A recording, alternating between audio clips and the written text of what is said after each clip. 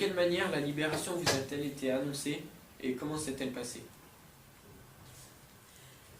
La libération ne nous a pas été annoncée du tout, et j'aimerais bien vous préciser que la libération n'est certainement pas comme vous l'imaginez, avec des rires, des chants, des fleurs, une joie exubérante, pas du tout, du tout. Nous avons été évacués du camp d'Auschwitz le 18 janvier 1945 et nous nous sommes retrouvés au camp de Ravensbrück, donc en fin janvier 1945. Vous savez, depuis l'évacuation d'Auschwitz, nous étions dans un état tout à fait sous-alimenté, lamentable, avec des vêtements en haillons, 3 mois sans se laver. Il n'y avait plus de savon, il n'y avait pas d'eau, les canalisations avaient éclaté. Nous sommes en janvier, février, mars et avril 1945, et la région, le climat est très rude. Et nous avons été dispersés dans plusieurs commandos où il y avait besoin de main-d'œuvre. Donc j'ai été dans un commando à une vingtaine de kilomètres de Ravensbrück, ce qui s'appelle Neustadt-Gleive. Et nous étions à peu près 500 femmes à faire des terrassements, parce qu'il y avait un tout petit aérodrome avec des avions d'observation, et comme c'était bombardé jour et nuit, il fallait reboucher les trous pour que ces petits avions puissent partir le lendemain. Un beau jour, nous n'avons plus été appelés à nos commandos de travail. Il y avait un silence impressionnant sur le camp, et nous sommes sortis de nos baraques, mais nous nous doutions bien, nous entendions l'artillerie, les bombardements, nous nous doutions bien que la situation n'était pas normale. Et comme il n'y avait plus de SS, il n'y avait plus de gardiens, il n'y avait plus que nous dans le camp, nous nous sommes réunis et nous avons dit qu'est-ce que nous allons faire. Alors certains ont dit on ne va pas sortir parce qu'il y a certainement encore des SS tout autour du camp et ils vont en profiter pour nous mitrailler. Et donc on s'est concerté, et puis la faim étant tellement grande et le principal objectif c'était de devoir trouver quelque chose qui pourrait être comestible, nous nous sommes précipités vers les cuisines. Malheureusement il n'y avait plus d'Allemands, il n'y avait plus de SS, il n'y avait plus de nourriture, absolument plus rien. Alors nous avons tourné en rond un bon moment, et nous nous sommes approchés à l'entrée du camp, donc près de la grande grille d'entrée, et nous avons attendu en essayant de voir, de regarder les alentours du camp. Sont arrivés 4 soldats soviétiques et d'un certain âge, déjà pas de jeunes, et lorsqu'ils nous ont vus, j'ai vu un moment de recul, et en moi-même je me suis dit tiens, comment ça se fait qu'ils reculent comme ça, parce qu'on n'avait absolument plus la notion, après 2 ans de camps de concentration et de camps d'extermination, on n'avait plus du tout l'idée que nous ne représentions plus des êtres normaux. Premièrement, nous avons été rasés. Deuxièmement, nous étions pleines de poux. Troisièmement, nous sentions très mauvais, parce que 3 mois sans se laver, et un groupe de femmes compactes comme ça, tout ensemble, mais on ne se rendait pas compte parce qu'on vivait ensemble comme cela, et que nous étions toutes comme cela. Eh bien ça nous semblait tout à fait normal, et ça nous a semblé drôle que ces soldats, pourtant Dieu sait s'ils en ont vu, ont eu un moment de recul. Et alors comme il y avait avec nous de jeunes Russes, beaucoup d'internés de Russes, de jeunes filles russes, elles ont immédiatement discuté avec leurs compatriotes, parce que nous ne parlions pas russe, bien sûr, et on ne pouvait pas s'expliquer que par geste. Et ils ont dit, écoutez, nous sommes la première ligne de front, et effectivement, Ravensbrück et cette région étaient un petit peu sur la ligne de jonction entre l'armée américaine anglaise et l'armée russe. Donc il n'y en a absolument rien de prévu. Il dit tout ce que nous traversons, nous voyons que des camps, des prisons. Là, nous n'avons absolument rien. Je vais vous ouvrir. Ils nous ont ouvert en tirant, en forçant le portail, et ils nous ont dit il y a un village qui n'est pas très loin de là. vous allez y aller parce que la population a été évacuée. Nous avons compris par la suite que la population avait une telle frousse de l'armée soviétique qu'elle s'était cachée dans les bois. Et ils nous ont dit, les maisons sont vides, vous entrez, vous prenez ce que vous pouvez, essayez de vous laver s'il y a encore de l'eau, vous regardez s'il y a de la nourriture, et essayez, et attendez, ne sortez pas, restez dans ces maisons. Et effectivement, c'était de très très jolies maisons ouvrières, une cité ouvrière, mais avec de très très jolies petites maisons, avec des fleurs, du gravier. Donc il y avait à peu près 500 mètres à faire, mais pour nous 500 mètres c'était énorme. C'était très très loin et très fatigant. Alors nous nous sommes accrochés les unes aux autres, mais vous savez, nous n'avions plus de chaussures. Et avec les galoches en bois que nous avions des blessures aux pieds très importantes qui, par le froid, étaient devenues purulentes. Enfin, nous étions dans des conditions épouvantables. Nous avons fait les 500 mètres comme ça, accrochés les unes aux autres, avec des couvertures dans un état de saleté repoussant, et nous sommes arrivés dans ces maisons. Donc, par affinité, par camaraderie, nous nous sommes groupés et nous sommes entrés dans ces maisons qui étaient pour nous des palais. C'était Venise. Vraiment, c'était quelque chose de grandiose. Depuis le temps, nous étions complètement déconnectés d'une habitation normale. Et malheureusement, il n'y avait aucune nourriture. Et deuxièmement, nous sommes montés dans les greniers, et là nous avons trouvé beaucoup de conserves. Les gens avaient emmené avec eux ce qui était possible, mais ils ne pouvaient pas emmener toutes les conserves. Donc nous nous sommes précipités sur les conserves, et nous les avons ouvertes comme nous avons pu, avec des clous, avec des marteaux, dans quelque chose d'indescriptible, presque animal, je dirais. Maintenant, je me rends compte. On a ouvert ces boîtes et on a mangé comme ça, sans penser un instant qu'on pouvait faire du feu, qu'on pouvait les faire cuire, que ça pouvait être quelque chose de bien.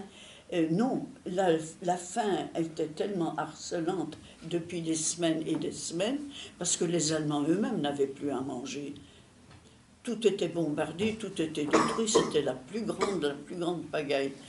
Donc il s'en est immédiatement des vomissements, des diarrhées, des malades. Certaines sont mortes d'indigestion. Et nous avons attendu comme ça. Les autres jours, nous avons pris un peu de sagesse en faisant un peu de feu pour pouvoir cuire ces conserves. Eh bien, est-ce qu'on peut appeler ça une libération ? C'était vraiment aucun sens. Pour moi, la libération ne représente pas grand-chose. Et alors, nous avons attendu dans ces maisons comme nous avons pu. Nous avons changé de vêtements, bien sûr. Et alors là, nous sommes toujours restés entre nous. Donc, ça ne nous semblait pas anormal parce que les autres étaient dans nos mêmes conditions, dans la même mentalité. Et alors, nous nous sommes habillés avec 3 pulls verts, avec des chaussures de pointures différentes, parce que c'était un tel bonheur d'avoir des chaussures, il y a tellement longtemps qu'on n'avait pas vu, et d'une manière complètement, tout à fait irrationnelle. Nous avons attendu là, pendant quelques jours. Les Russes, les soldats soviétiques sont passés en nous disant « vous ne bougez pas ». On va rassembler tous les ressortissants des pays occidentaux dans un camp de regroupement, parce que les petites Russes et les gens de l'Est de l'Europe, eux, sont partis par leurs propres moyens, en réquisitionnant des charrettes, des voitures comme ils ont pu, et tous les ressortissants des pays occidentaux ont été recoupés dans ce grand camp de regroupement qui était à Torgau, et où affluaient les prisonniers de guerre français. Vous savez, il y a eu 2 millions de prisonniers de guerre français en Allemagne. Il y a eu 600 000 jeunes du service du travail obligatoire qui ont été réquisitionnés. Donc tout ça, ça s'est retrouvé dans ce camp de regroupement. Et nous, les déportés, nous sommes toujours restés entre nous parce que les gens ne nous ont pas aidés, ne nous ont pas accostés, n'ont pas demandé « mais d'où venez-vous dans l'état où vous êtes ?» Absolument rien. Rien, rien, rien. Alors la libération, pour moi, ça n'a jamais été une libération. Et mon fils m'a fait une réflexion qui ne m'a pas peiné, mais qui m'a donné à réfléchir. Il dit « Maman, tu n'as jamais été libérée. » Donc, êtes-vous retournée à Auschwitz après et si oui, quand quelles étaient vos motivations? Non, je ne suis jamais retournée au camp, parce que pour moi, le camp reste vivant. Moi, je le vois grouillant de déportés. Je vois même des déportés que j'ai connus au camp, je les vois encore dans le camp. Donc pour moi, le camp reste vivant. Et mon fils y a été, et j'ai discuté avec lui pour savoir l'impression ce que ça lui a fait. Il dit « Maman, j'ai été très très déçue, parce qu'à l'entrée du camp, il y a des baraques de casse-croûte, vous voyez, de repas rapides, comme si les gens qui venaient à Auschwitz ne pouvaient pas, par respect, sauter un repas. Il dit, j'étais très déçue par le côté marchand, par le côté touristique. Il dit, je n'ai pas retrouvé le sentiment de recueillement que cela méritait. Mais moi, je n'ai jamais voulu y retourner, jamais. Moi, j'y suis allé il y a 15 ans. Comment avez-vous parlé d'Auschwitz à votre retour? Alors, comment j'ai parlé d'Auschwitz à mon retour? Ce qui m'a beaucoup... comment vous dire? Les premiers temps ont été assez difficiles. Premièrement, physiquement, nous étions très, très diminués. Deuxièmement, les gens ne faisaient pas la distance. Parce que vous voyez, par exemple, la première des choses que l'on disait, c'est ce qui nous, du fait de notre état très très faible, nous leur avons expliqué qu'il y avait eu un manque de nourriture, que nous avions très très faim. Eh bien, les gens ne comprenaient absolument pas. Ils nous disaient tranquillement, et vous savez, nous aussi, on a beaucoup souffert de la faim, on a été obligés de manger des pâtes, hein. Alors vous vous rendez compte que sinon on avait eu des pâtes, ce délice suprême, il n'y avait aucune commune mesure, on ne pouvait pas faire comprendre aux gens ce qu'a été le système concentrationnaire. Et en plus, quand on a parlé de la Shoah et des chambres à gaz et des fours crématoires, alors là, incompréhension totale. Totale. Alors que, par exemple, dans les régions parisiennes, vous aviez des quartiers entiers où toute la population avait été rappelée. Par exemple, le 4e arrondissement, où il y avait une concentration de population juive avec un petit artisanat, un petit commerce, des gens... le 4e arrondissement, la population juive avait complètement disparu. Donc, beaucoup de gens ne se posaient même pas le problème comment se fait-il que ces populations ont complètement disparu. Le problème ne se posait pas. Et on a eu de très très grosses difficultés à expliquer. Ça a été très très long. Il a fallu vraiment que des négationnistes viennent dire que ça n'a pas existé pour que nous apportions des preuves. Qu'il y ait le procès de Nuremberg, que nous avions engagé des procédures contre des anciens SS, et qu'il a fallu remuer tout cela, parce qu'au début, ce n'était pas crédible. Les gens ne comprenaient pas. S'il y avait des choses dans votre quotidien qui vous rappelaient Auschwitz, une odeur ou un objet quelconque? Mais tu sais que ta question est très très intéressante. Tu sais, moi, ce qui me rappelle Auschwitz, c'est tous les matins quand je fais mon lit. Parce que on avait des lits superposés à 3 étages, mais en réalité c'était une caisse où il y avait une paillasse mais tout à fait écrasée et une couverture. Donc tous les matins il fallait que l'on fasse ça, mais d'une manière rigoureuse, tu vois, les arêtes devaient être comme ça. Or, dans une paillasse de paille écrasée, c'était pas très très facile. Hein. Donc, une responsable des femmes SS, Ilse Grez, une toute jeune femme, elle venait au bloc. C'était une fille splendide, splendide. Elle avait 20 ans, une grande blonde avec des yeux bleus, comme on s'imagine, entre parenthèses, tout à fait irraisonné et irrationnel, le type arien, qui n'existe pas, mais enfin, que la propagande allemande faisait. Elle était d'un sadisme absolu, elle passait dans les rangs des lits, et si la couverture avait toute petite chose qui n'était pas en 4, elle se promenait avec, elle avait des culottes de cheval avec une cravache, et elle sortait la cravache, et elle battait, mais avec un plaisir sadique. C'est terrible, parce que heureusement qu'avec l'évacuation de Auschwitz, elle a atterri à Bergen-Belsen, et c'est une des rares femmes SS qui a été pendue avec le commandant du camp d'Auschwitz au camp de Bergen-Belsen. Ils ont été faits pris par les Anglais. Parce que quand je fais mon lit le matin, vous pouvez venir chez moi, il est d'une perfection. Et chaque matin, je pense à elle. Mais je me dis, si elle avait vécu, si elle était vivante, et qu'elle aurait été en Amérique du Sud, qu'elle aurait une famille nombreuse, qu'elle aurait été heureuse comme tout, mais j'en aurais été malade. Alors que là, je sais que justice avait été faite, et c'est une des rares. Je pense que c'est une des seules qui a été exécutée. C'est pour vous dire le sadisme. Parce que c'est ça le nazisme, hein. C'est ça le racisme profond. C'est que ces gens-là, vous prenez comme rien, même pas comme des animaux.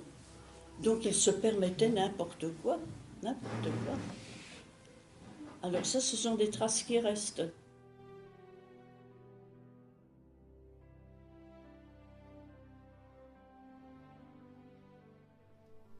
Ce qui a fait prendre conscience aux gens que c'était plus dur, c'est sûr que c'est après tout ce qui s'est passé qu'on a fait, qu'on a démontré ce qu'était le nazisme, et on a fait passer ça de personne en personne pour que tout le monde sache à peu près de quoi il était question. Mais oui, pour que les gens, les gens prennent notion de ce que cela a été, ça a mis beaucoup de temps, beaucoup. Premièrement, d'une part, les déportés ne voulaient plus en parler. Deuxièmement, ceux qui avaient été à Auschwitz et qui savaient ce qui s'était passé, ce sont des personnes ne nous croira jamais. Et après, il a fallu apporter des preuves, parce que ce n'est pas seulement ce que nous disions, il fallait apporter des preuves, parce qu'il y a eu immédiatement des écoles historiens de négationnistes, qui ont dit, bon ben, à Auschwitz, il y a bien eu des fours crématoires, mais c'était pour brûler les poux. Tu vois, donc il a fallu apporter des preuves, il a fallu que des historiens, et encore ce n'est pas terminé, on découvre tous les jours certaines choses. Dans le contexte de l'histoire, c'est une période tout à fait spécifique qui n'est pas terminée, et à tel point que la question est tellement angoissante que, par exemple, un Primo Levi, qui toute sa vie s'est battu pour faire connaître la vérité qu'il a connue lui à Auschwitz, eh bien, il s'est suicidé parce qu'à un moment donné, il s'est trouvé devant ce vide absolu. Premièrement, de trouver des mots qui ne correspondent pas à ce qu'on ressent, et on se trouve devant un néant. Le fait, comment cela a-t-il été possible? Voilà. Comment les démocraties, le monde a fermé les yeux. Tu vois, on se trouve devant ce néant-là. Et il faut avoir une drôle de dose d'optimisme, d'émerveillement de la vie, et avoir avoir en soi une chaleur humaine, avoir aimé les gens, tu vois, et être amoureuse de la vie et savoir ce que c'est que l'amour pour surmonter cette défaillance de se trouver devant le néant, devant un néant où on ne trouve pas de vocabulaire adéquat pour exprimer ça.